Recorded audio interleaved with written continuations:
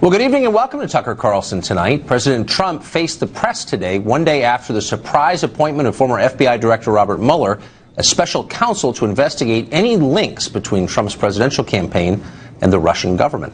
The president, not surprisingly, said Mueller won't find a thing. The entire thing has been a witch hunt, and there is no collusion between certainly myself and my campaign. But I can always speak for myself and the Russians. Zero. Believe me, there's no collusion.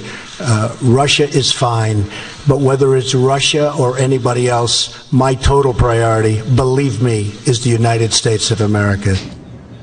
The president also denied allegations he pressured former FBI Director James Comey to abandon an investigation of former National Security Advisor Michael Flynn. Did you at any time urge former FBI Director James Comey in any way, shape, or form to close or to back down the investigation into Michael Flynn? And also, as you look back... No. Next question.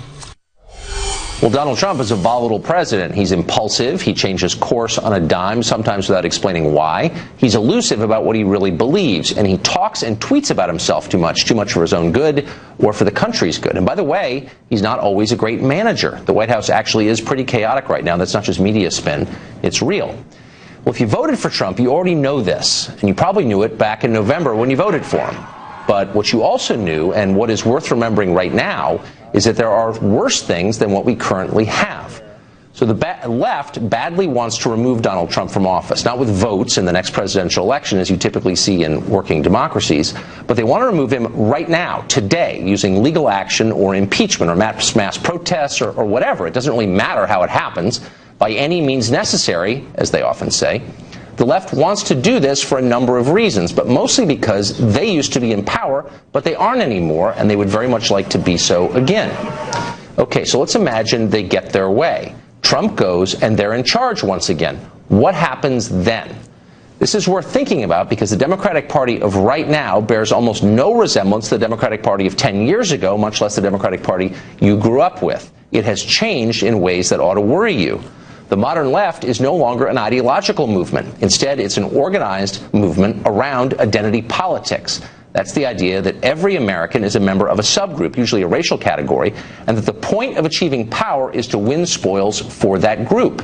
Another word for this is tribalism, and it's the most divisive possible way to run a country.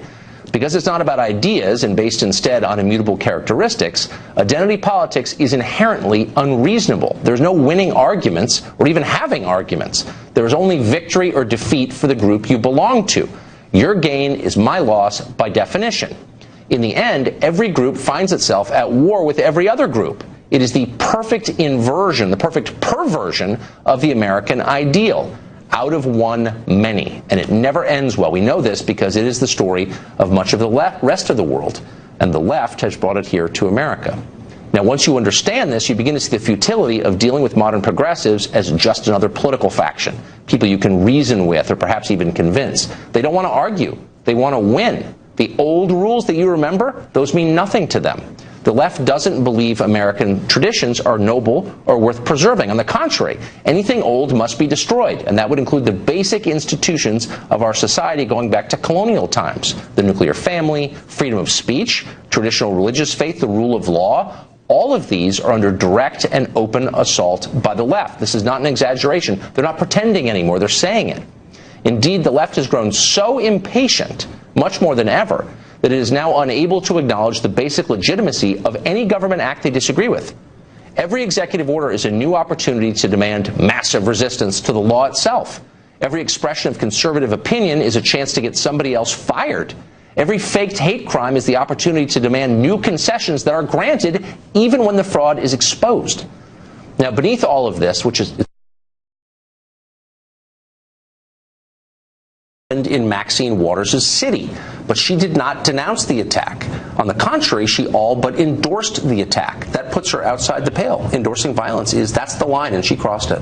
Right. Well, I don't know if we'd have our current president if that was the line. She has a right to say what she thinks. Is that a legitimate tactic to smash windows? That's not an effective tactic. Is it legitimate, morally legitimate? That's up to the people who organize it. So it's okay. There are times when using violence in America. I've never used violence. We've never advocated violence. I'm asking you a philosophical question, which you're capable of answering. I can't answer every question when violence is appropriate or not.